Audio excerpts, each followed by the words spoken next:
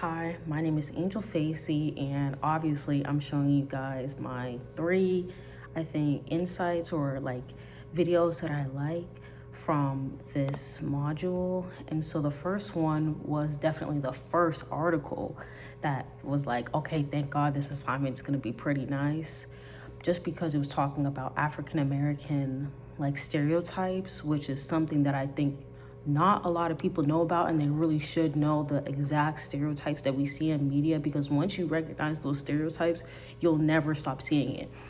And so I mostly want to talk about that because the first one was so interesting to me because it broke down some of the stereotypes.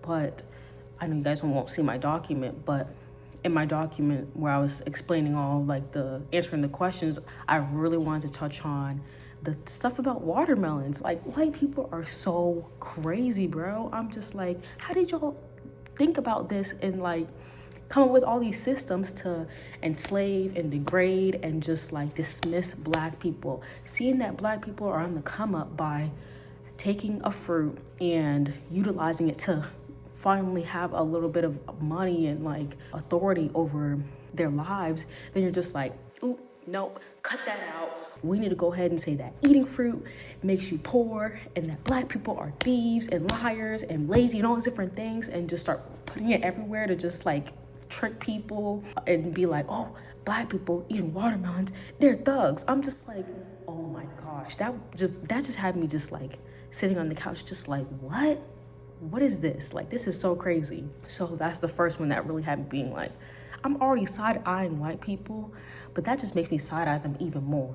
And the other thing about that article is the Aunt Jemima, growing up, Uncle Ben's and Aunt Jemima and stuff, I didn't think anything about it. I was just I just want pancakes. I just want waffles. Hand me the syrup. And so that was it. I wasn't really looking at the bottle and what it represented and the character that they were putting up there, and that it's a whole stereotype, and they're just it's just so blatant. Sometimes racism is just so blatant that it's really just laughable. Anyway, though, the next one that I'll definitely say that caught my eye was the Jezebel and the Sapphire.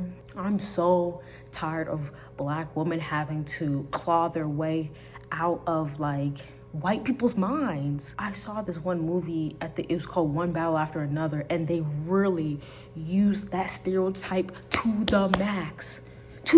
I'm just and they were blatant about it too. I think they were trying to call it out, but Teyana Taylor was just so sexualized. She became a snitch, all these different things. I'm just okay, why is she rubbing up on this dude's?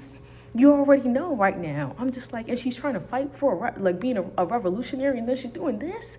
And then the guy, I'm gonna have to mute this part, but the guy later in the movie was just oh yeah, she reversed me. I'm just why are black women always the person that people want to pin everything on, and this just be overly sexualized from a young age? I hate that. And so seeing that video, and even the girl explaining her and her mom were playing stereotypes and stuff, I'm we have to recognize it. And I'm not gonna get into it too much, but I'm just we need to boycott Tyler Perry. Tyler Perry is a bad guy who likes to profit off of playing a woman and stereotypes of a woman, a black woman. Don't even get me started on that. So another thing that really caught my attention, well, I don't know if I'm allowed to do this, but my own video that I attached, which is the TED Talk about the lady who's from Africa and stuff. She ended up going to school in America and stuff, but she was talking about how when she was growing up and she was reading books and stuff, she would only have this Western these Western characters that she could relate to. And she even started falling into the actions that white people usually fall into, which is judging other people based off of what she saw. She saw a poor neighborhood boy and was just oh, well, he can't be creative, he can't have talents because he's poor. And so we really need to also just check ourselves. That's another big thing. But based off of the video, I also like the ones where all the African people were just talking about myths and truths about their country and stuff. And I don't like that they put up some white people up there and they didn't talk about that the reason why white people are in Africa is because of colonization. Y'all forced your way there.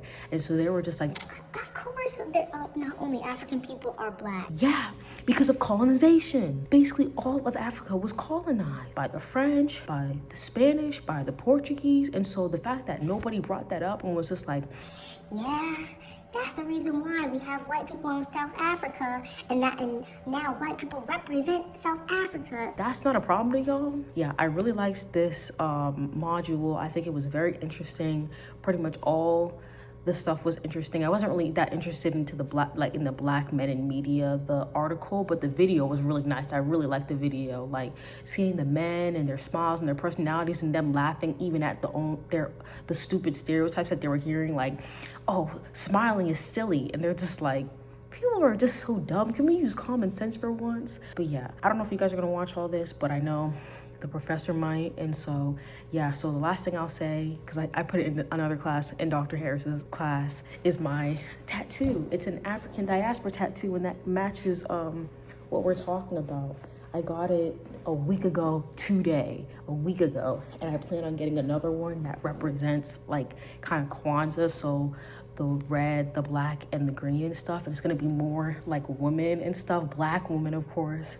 And so yeah, I'll put this one on the screen so you guys can see it a little bit better. But isn't it so cute? Okay,